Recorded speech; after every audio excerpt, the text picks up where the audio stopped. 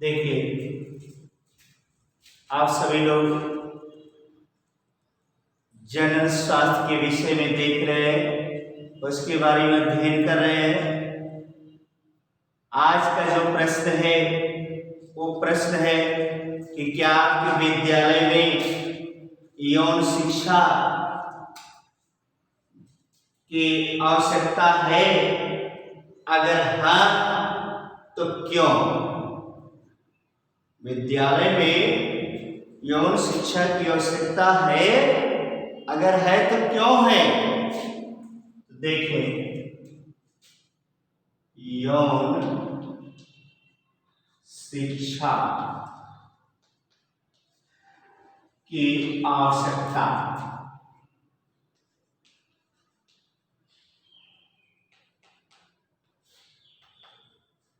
यौन शिक्षा की आवश्यकता।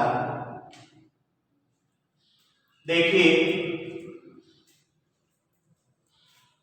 कि विभिन्न अध्ययनों से ये जानकारी प्राप्त होती है कि हमारे मुल्क की जो जनसंख्या है उसमें अधिकतर 15 से 25 वर्ष तक के युवाओं की संख्या सबसे ज्यादा है, यानी कि 25 वर्ष के युवाओं तक के युवाओं की संख्या सबसे ज्यादा है। तो लगभग 15 से 25 वर्ष के कितने 15 से 25 वर्ष के युवाओं को यौन संचरित रोगों के विषय में जानकारी देना अत्यंत आवश्यक होता है। क्यों? क्योंकि ये जानकारी के अभाव में विभिन्न संक्रामक रोगों के शिकार भी हो जाते हैं, जन संबंधित संक्रामक रोगों के शिकार हो जाते हैं। और किशोरावस्था जिज्ञासा की अवस्था कहलाती है। किशोरावस्था कौन सी अवस्था कहलाती है? जिज्ञासा की अवस्था। किशोरावस्था को जिज्ञासा की अवस्था कहा जाता है। जिज्ञासा की अवस्था कहा जाता है। और इस स्टेज को स्टैनले हॉल ने तूफान की अवस्था भी बताया है कि जानकारी के अभाव में किशोर इधर उधर भटक जाता है, जिसके कारण वह कई प्रकार के गलत कार्यों में भी संलिप्त हो जाता है। और इस जागरूकता के अभाव में या जानकारी के अभाव में वह अपने लक्ष्य से पीछे हट जाता है। उसका जो लक्ष्य है उस लक्ष्य से पीछे हट जाता है, गलत कार्यों में संलिप्त हो जाता है, जिसमें जो है जैसे HIV एड्स है, सेक्सुअल ट्रांसमिटेड डिजीज है, यौन संचालित रोगों के बारे में जानकारी है, सिफिलिस, गोनोरिया आदि रोगों के बारे में जानकारी देना, जानकारी प्राप्त होना अत्यंत आवश्यक है, जिससे आने वाली पीढ़ी या वर्तमान पीढ़ी वो गलत कार्य ना करे और इस बीमारियों से, खतरनाक बीमारियों से छुटकारा पा सके, प्राप्त कर सके। जैसे कभी कभार आपसे एक प्रश्न पूछा जाता है, RCH, एक प्रश्न पूछा गया है, RCH का पूरा नाम लिखिए, पूरा नाम लिखिए। RCH यानी कि reproductive and child care, reproductive and child care,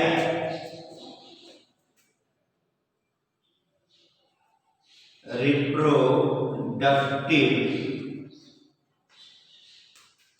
and child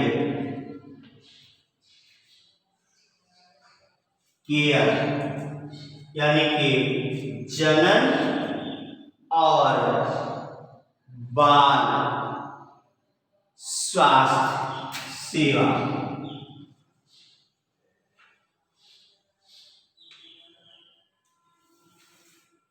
reproductive and child care health. तो इस तरह से ये भी प्रश्न जो है आपसे पूछा जाता है। फिर इसके साथ और भी जो प्रश्न है आपसे पूछे गए हैं, पूछा जाता है। प्रश्न आता है कि क्या पिछले 50 वर्षों के दौरान हमारे देश में जनन स्वास्थ्य में कुछ सुधार हुआ है या नहीं हुआ है। देखें कि भारतवर्ष में राष्ट्रीय स्तर पर संपूर्ण जनन स्वास्थ्य के लक्ष्य को प्राप्त करने के लिए, संपूर्ण जनन स्वास्थ्य के लक्ष्य को प्राप्त करने के लिए सन 1951 में, कब? सन 1951 में परिवार नियोजन कार्यक्रम प्रारंभ किया गया। बाद में इसका नाम परिवार कल्याण रखा गया, जिसके तहत जो जच्चा और बच्चा यानी कि माता और शिशु दोनों के स्वास्थ्य की देखभाल की जाती है और साथ ही साथ विभिन्न प्रकार के रोगों से संबंधित भी जानकारियां, उनके स्वास्थ्य से संबंधित जानकारियां भी मिलती है। आज देखिए वर्तमान समय में जो सरकार का कार्यक्रम चल रहा है, वर्तमान समय में इस चाइल्ड केयर यानी कि बाल स्वास्थ्य सेवा योजना के तहत एक गर्भवती महिला को उसके पोषण की व्यवस्था की गई है, बच्चे के देखभाल की भी उचित व्यवस्था की गई है, जिससे जच्चा और बच्चा दोनों में किसी भी प्रकार का कोई भी समस्या उत्पन्न ना हो, अथवा कि जन्म लेने वाली जो संतान है वो कुपोषण का शिकार ना हो। इसलिए इनमें जैसे टीकाकरण है, टीकाकरण अभियान भी चलाया गया है। तो टीकाकरण अभियान के तहत जो है विभिन्न प्रकार के रोगों जैसे डीपीटी, बीसीजी आदि जो है ये विटामिन ए आदि की खुराक जो है पिलाई जाती है, जिससे जो बच्चे हैं वो स्वस्थ होते हैं, विभिन्न प्रकार के रोगों से, संक्रामक रोगों से बचा जा सकता है। और जो है इस चिकित्सीय सुविधाएं भी प्रदान की गई है, जिसमें चिकित्सा के द्वारा जो है जो प्रसव है उस प्रसव को ठीक प्रकार से संपन्न किया जाता है, यानी कि और उसके बाद प्रसवोत्तर बाद यानी कि प्रसव के बाद भी जच्चा और बच्चा के उचित प्रकार से देखभाल होती है। तो इस तरह से ऐसा लगता है देखने में कि 50 वर्षों जो पिछले 50 वर्ष का आंकड़ा पूछा गया है, आज तक उसकी स्थिति में जरूर सुधार हुआ है। उसमें ये नहीं है कि इस 50 वर्ष में हमारे देश में कोई भी सुधार नहीं हुआ है, जरूर सुधार किया गया है। और फिर इसके बाद और भी प्रश्न पूछे जाते हैं।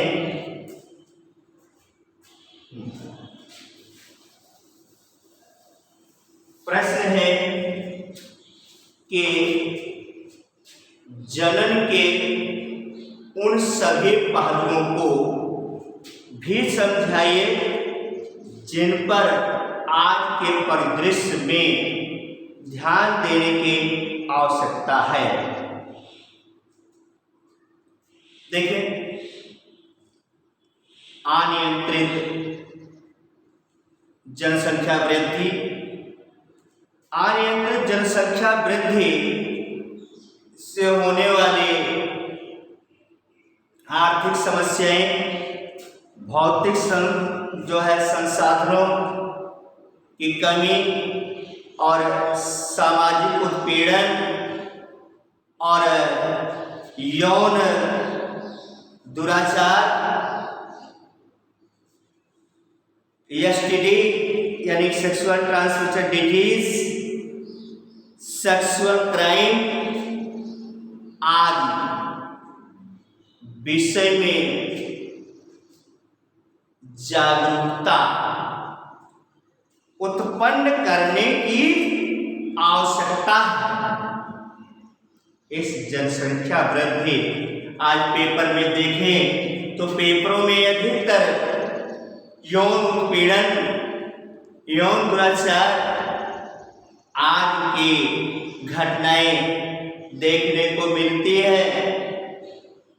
तो ऐसी घटनाएं ना हो, इन घटनाओं के ना होने के लिए समाज को जागरूक होना अत्यंत आवश्यक है कि समाज जो है जागरूक हो।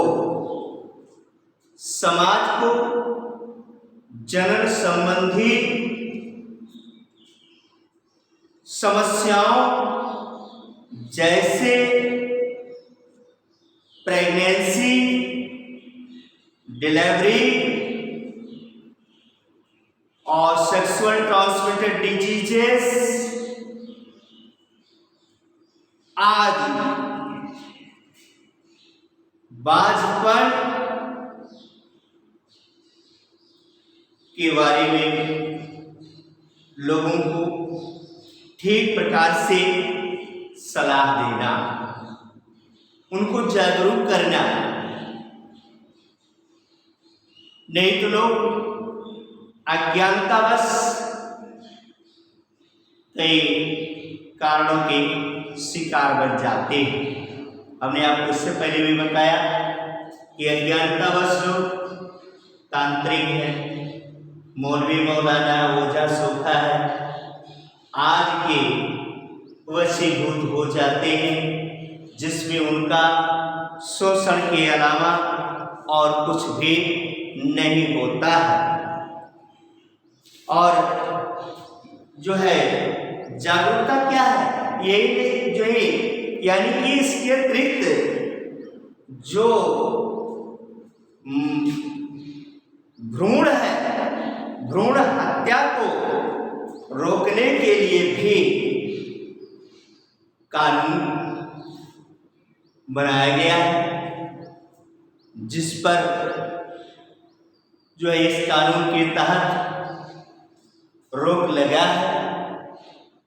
नहीं तो इससे पहले क्या, आज भी समाज में क्या बुराइयां है, समाज में लोगों को यह है कि उनको पुत्र ही चाहिए, पुत्री की आवश्यकता नहीं है। यहाँ तक कि उन महिलाओं को भी देखिए जो भी कभी वो पुत्री किसी की रहे होंगी, किसी की बेटी रही होंगी, लेकिन वो भी अपने मान मर्यादा को भूल जाती है और उसका जो है उदाहरण देते हैं कि ये तो जो है गर्भ में पल रहा है बच्चा, जो है ये जो है फीमेल है, लड़की है, पुत्री है, हमें पुत्री नहीं चाहिए। या उनके दिमाग में ये होता है कि ये तो जो बहू आई है पुत्री, पुत्री को जन्म देती है। तो इस तरह से वो भी, जबकि वो महिला है, उसको जानकारी है, महिला होने का आभास है, लेकिन एक महिला के जीवन के साथ वो कितना बड़ा अन्याय वो महिला करती है। क्यों करती है? केवल और केवल जागरूकता के अभाव में वो महिला ऐसा कदम उठाती है। अब आप लोग सोच रहे होंगे कि जैसे कि वो महिला भी पढ़ी लिखी है, पढ़ी लिखी है, यानी कि जो लिखा था उसी को उसने पढ़ा था, है ना, लिखी पढ़ी है, यानी कि जो लिखा था उसी को उसने पढ़ा, लेकिन अपने जीवन में कभी भी उसने उतारने की कोशिश नहीं किया, उसके भाव को नहीं जो समझने की कोशिश किया, जागरूक होने का कोशिश नहीं किया, जिसके परिणाम स्वरूप आज महिला, कहने का तात्पर्य जैसे अगर ऐसे कोई गलत सोचता है तो वो एक सामाजिक अभिशाप कहा जाता है, तो सामाजिक अभिशाप के रूप में वो कदम उठाता है। तो इस तरह से जो है आज इसकी आवश्यकता है, इसकी जरूरत बन गई है कि जो भी, चाहे वो महिला हो या पुरुष हो, जो भी हो, सभी को अच्छी प्रकार से जागरूक होने की आवश्यकता है, जानकारी होने की आवश्यकता है। नहीं तो वे जागरूकता या जानकारी के अभाव में दूसरे कदम उठाते हैं। और इसमें देखिए, अब जागरूकता जो बढ़ी जिसके अंदर, उसने किया क्या, उसने 2 संतानों को कहा कि हमारे पास 2 ही संतान रहेंगे, हम खुश हैं, यानी कि 2 संतान वाले कपुल की भी संख्या बढ़ी है। आप देखिए, वर्तमान सरकार जो है, उत्तर प्रदेश सरकार का भी प्रमाण ये जारी हो रहा है कि आने वाले ग्राम सभा के चुनाव में इसको जो है जरूर उतारा जाए कि जिसके पास 2 संतानें हैं उसी को जो है ग्राम पंचायत का चुनाव लड़ने के लिए अधिकार दिया जाए। तो क्या है? ये एक प्रोत्साहन है। इस जनसंख्या वृद्धि को रोकने के लिए एक प्रोत्साहन है जो हमारी सरकार ने ऐसा जो है सकारात्मक कदम आगे की तरफ बढ़ाया है और इससे उस जनसंख्या वृद्धि को रोकने में अवश्य सहायता मिलेगी। लोग इससे जो है लोग मजबूर होंगे सोचने के लिए कि आज ये ग्राम पंचायत स्तर पर ऐसी व्यवस्था की गई है, कल को असेंबली पार्लियामेंट में भी ये व्यवस्थाएं लागू होंगी कि पार्लियामेंट और असेंबली का चुनाव वही व्यक्ति लड़ सकता है जिसके पास 2 संतानें हों। अगर इससे ज्यादा है तो पार्लियामेंट और असेंबली का चुनाव नहीं लड़ सकता है। इसी के साथ आज इन प्रश्नों को जो आपने देखा तैयार करिए, नोट्स बनाइए। धन्यवाद।